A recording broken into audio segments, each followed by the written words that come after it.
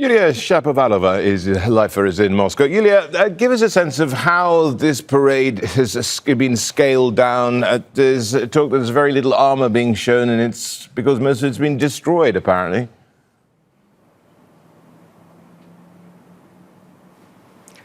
Well, that's right. As we just heard, this day is very, very important for all the people of Russia. It's absolutely sacred here, as there is literally no household whose family members, whose ancestors rather didn't fight or struggle during that war, and the USSR suffered enormous losses. And well, as we also heard, the Victory Parade in Red Square is an integral part of Vladimir Putin's Russia. It's been held every single year since the early 2000s, and for the first time in almost 20 years there will be no military hardware at the parade.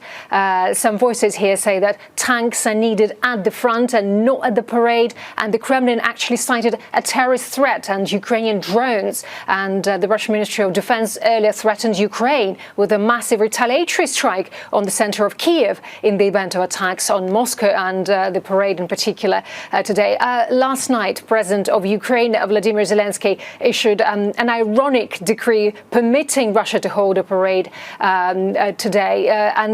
Well, to be honest, security measures in the Russian capital are simply unprecedented. Reportedly, on the eve of Victory Day, air defense systems were brought to the Russian capital from other regions, propping up Moscow's air defenses. Machine gunners and snipers are on duty in the Kremlin towers and in the city center. Mobile internet is being jammed in Moscow, and not just in Moscow, and other cities as well, in St. Petersburg and other large Russian cities. And, well, messengers are disabled. The authorities even promised to turn off text messages and, well, other means of communication. Foreign guests of the parade are expected to be the presidents of Kazakhstan, Uzbekistan, as well as the president of Laos, the king of Malaysia, the head of the Republika Srpska, and the leaders of the unrecognized breakaway republics of Abkhazia and South Ossetia.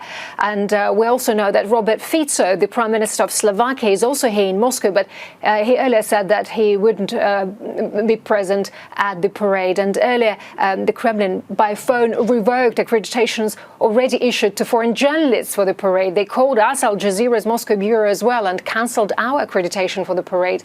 So that's why we're reporting from the office, from the studio today.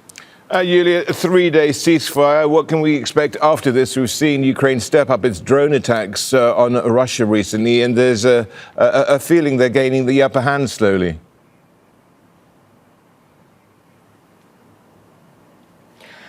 Well, as we understand that Russia is not going to make any concessions, and it's agreed with the truce, which is in force right now, and it's agreed to exchange prisoners of war, 1,000 people from each side. But still, the Russian authorities report that a number of regions have been attacked by Ukrainian drones, despite the ceasefire.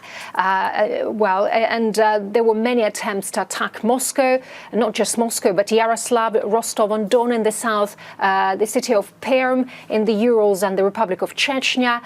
Oil refineries are mainly subject to attacks. Well, the city of Perm was attacked for the third time in the last week. On social networks, people post videos of fires at refineries as well as their neighborhoods, and basically they talk about environmental damage. Dozens of airports throughout Russia have been closed.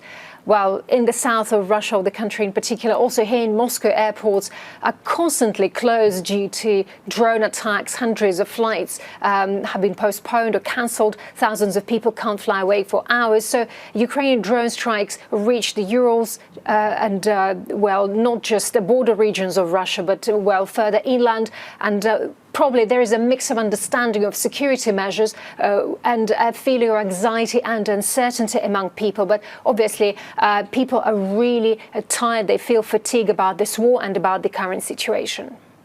Yulia, thank you so much, Yulia Shapovalova, joining us live from Moscow.